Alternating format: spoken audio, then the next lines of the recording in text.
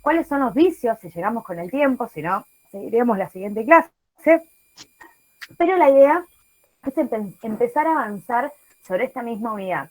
Yo les comento, ¿sí?, que el hecho de estar trabajando estas cosas, no sé, capacidad, y todo a uno también como abogado, ¿no?, le hace replantear, porque yo me la paso impugnando actos y es todo el tiempo un refrescar memoria, dar clases también, así que por mí un disfrute total. Lo importante de todo esto, ¿sí?, es que lo que estuvimos trabajando y viendo básicamente es que los hechos, ¿bien?, iban a ser aquellos acontecimientos que permiten la adquisición, la transferencia, la modificación o la extinción de los derechos y obligaciones. Habíamos dicho que el Código Viejo hablaba sobre susceptibilidades, que esto quería decir que posiblemente o no podía generar cualquiera de estos cuatro efectos. Lo interesante del nuevo código es que da por sentado, ¿sí?, que un hecho va a generar algo, no es que pone la posibilidad, sino que dice, es un evento que genera la adquisición, la modificación, la transferencia o la extinción de derechos y obligaciones o, como decíamos nosotros, situaciones jurídicas. Dentro de esto, ustedes recuerden bien, presente, que los hechos jurídicos, bien, se iban a dividir en dos grandes rangos. Uno iban a ser los humanos y otros iban a ser los naturales. Claramente nosotros, donde íbamos a estar enfocados, porque la materia es derecho civil, estamos ubicados en los hechos jurídicos humanos, ¿sí?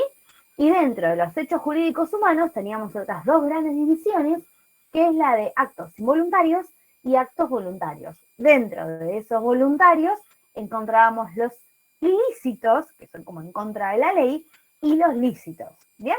Hasta acá no es nada más nuevo de lo que venimos laburando juntos.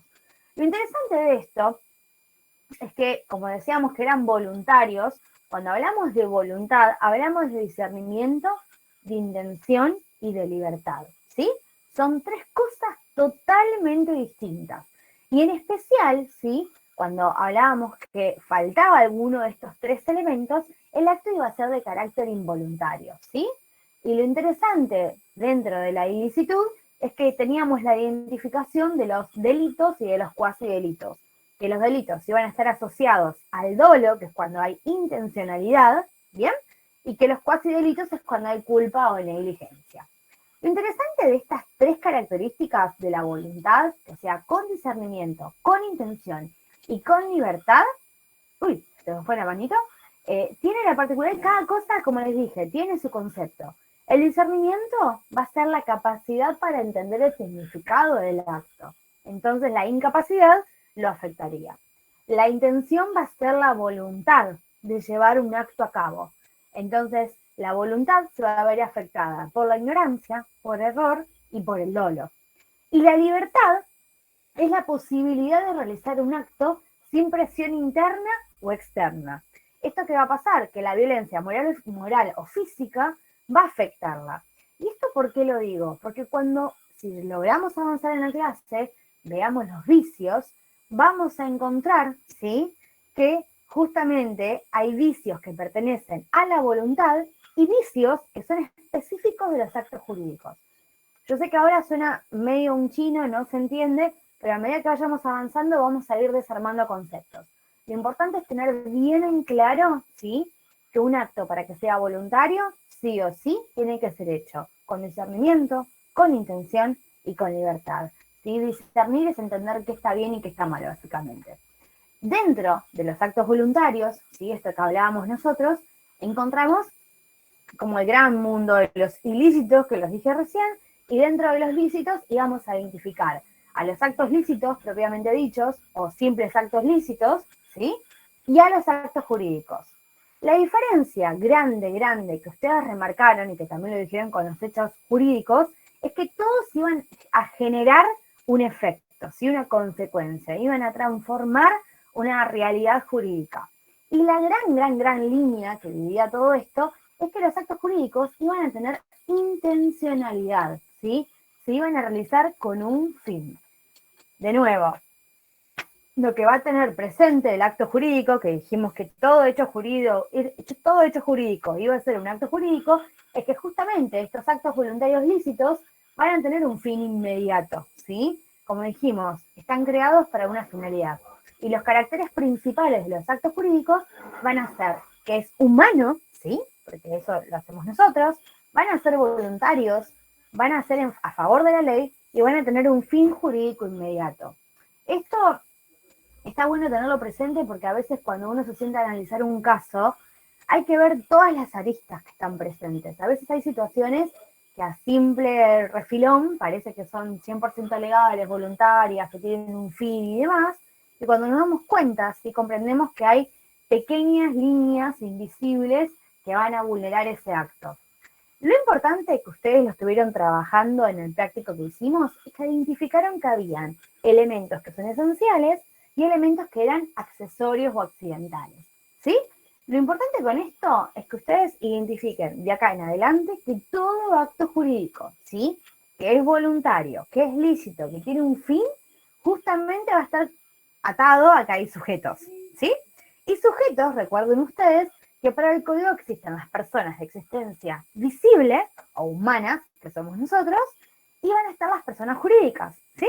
Las personas jurídicas, recuerden, van a tener capacidad, van a tener un patrimonio, van a tener una responsabilidad. Entonces, una persona jurídica, una sociedad, puede llevar a cabo un acto jurídico. ¿Hasta acá estamos bien? Sí, Sí, profe. profe. Sí, profe. Perfecto. Lo importante es que si voy rápido, ustedes párenme, ¿sí? Como dijimos, esto que es esencial va a ser, básicamente, a la existencia misma del acto. Por una parte teníamos el sujeto, como dije, persona humana o persona jurídica. Recuerden que la persona jurídica, lo vuelvo a traer, el nuevo código plantea esta posibilidad de la existencia, por ejemplo, ¿no? De sociedades que son unilaterales. Hablábamos de las personas jurídicas públicas, las personas jurídicas privadas, trabajamos de lleno toda esa distinción, así que aparte de estar el sujeto como un elemento esencial, también va a estar el objeto del acto jurídico, ¿sí? Que va a ser aquella materia sobre la cual va a recaer la celebración de un acto, ¿sí? A la cual va a atender la voluntad del o los sujetos que estén interviniendo. Luego van a tener la causa, ¿sí? Que es esta causa fin, esa finalidad que quieren. Perdón, Claudia. Una interrupción. La materia sobre la cual recae, ¿a qué se refiere en la materia ahí? ¿En qué consiste? ¿Cuál es el objeto? O sea, a ver, una cosa es el objeto. ¿Qué va? El objeto que es algo material, es una acción, puede ser, por ejemplo, la compraventa de un auto, ¿sí? Compraventa de un auto puede ser la materia que se trate. Hola, hola, ¿se escucha alguien de fondo? A eso se refiere. Buenas noches. A ver, sí, exacto. ¿Sobre qué temática trata?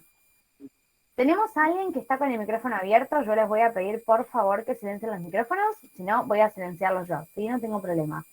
Luego teníamos, continúo bien, la causa, que dijimos que la finalidad querida por los sujetos. Supongan que en una compraventa la finalidad justamente va a ser esa transferencia del vehículo, va a ser que una persona adquiera algo nuevo, ¿bien? Y luego teníamos las formas, que acá a veces es donde empieza a generarse algunos inconvenientes, porque formas hay miles dentro del derecho. Si bien lo que va a regir es la solemnidad, ¿sí? De las formas, o sea, perdón, van a regir la libertad de las formas, y más allá de eso hay ciertas solemnidades para celebrar algunos actos. Ahí vamos a encontrar toda una definición sobre que, bueno, las formas son, sí, ese conjunto de prescripciones legales que deben sí o sí cumplirse, ¿bien? Para que el acto sea válido. Como les dije, la gran diferencia es que van a haber actos jurídicos formales, ¿sí?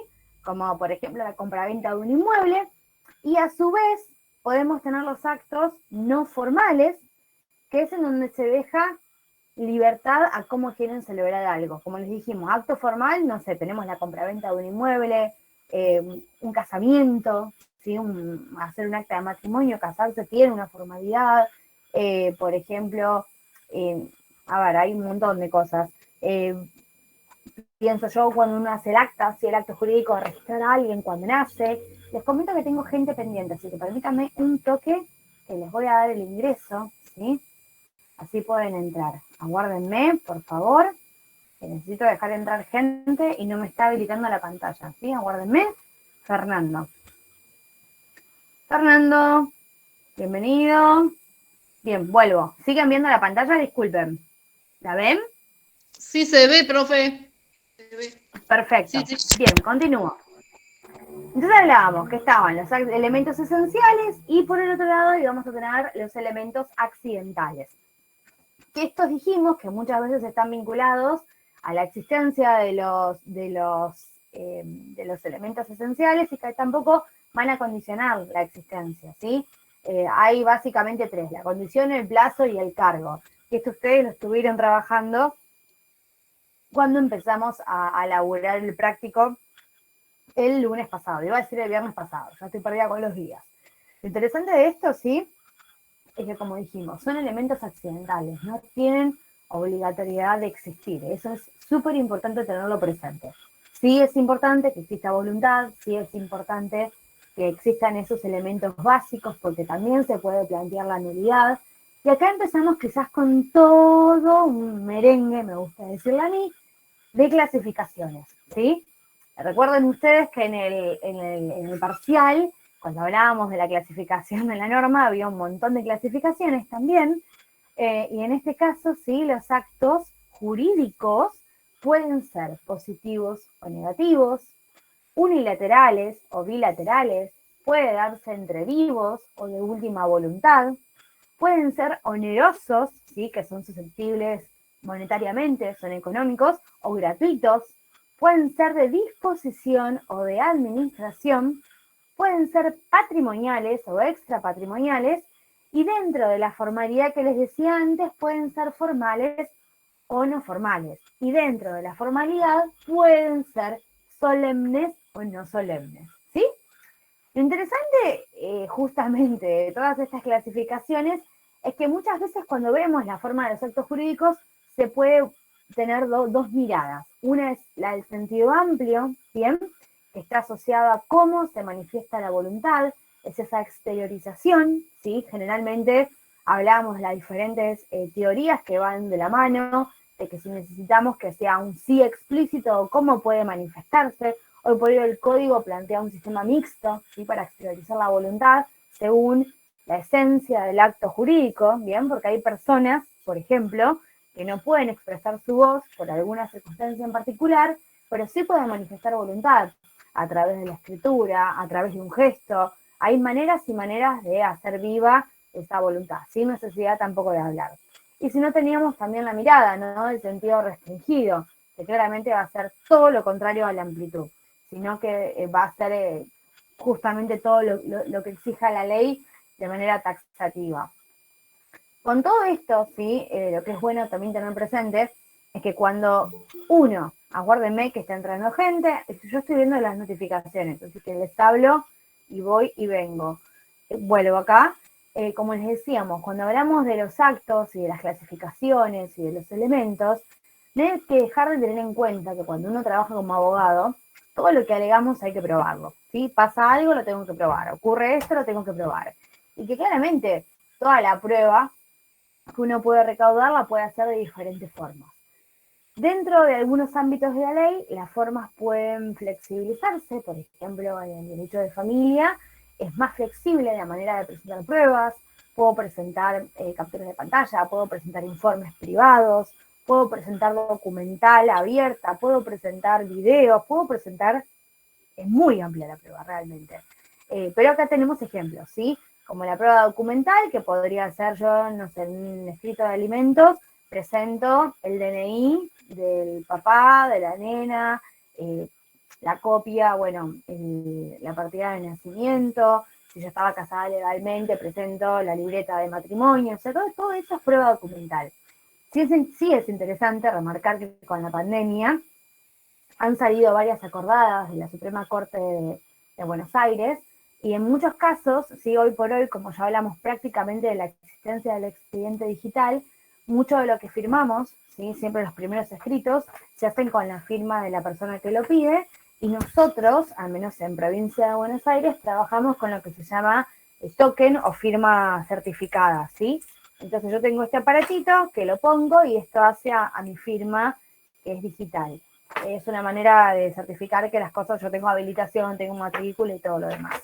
Entonces, dentro de lo que es la prueba documental, hoy con toda la pandemia y con toda la tecnología, yo cuando presento prueba documental, en mi caso, pongo prueba documental en formato PDF. ¿Y qué puede pasar? Como hubieron tantas acordadas de la Corte durante la pandemia, hay todavía juzgados que, a pesar de la formalidad y de la digitalización de los expedientes, nos siguen pidiendo que sigamos llevando el papelito al juzgado. Nos ponen un plazo y tenemos que llevarlo. Eso en cuanto a la prueba documental como detalle de color. También tienen la posibilidad de pruebas periciales, llámese como la caligráfica, la mecánica para accidentes de autos, la médica, la contable también.